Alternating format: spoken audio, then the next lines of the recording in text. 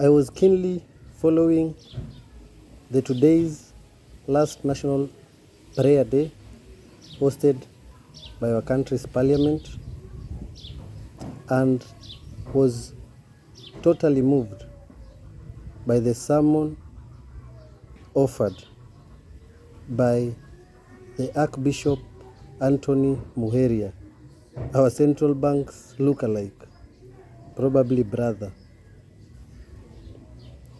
And in his sermon, there were some key words that he used that if we have patriots in this country, we must consider.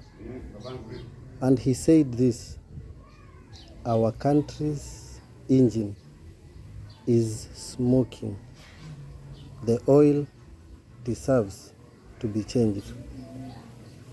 Sisi pia in Mombasa tunasema injini ya Mombasa County inatoa moshi sana mpaka inatuchoka. Lazima mafuta inayoendesha injini hiyo ibadilishwe, na mafuta hayo ni JOHO, yaitwa JOHO.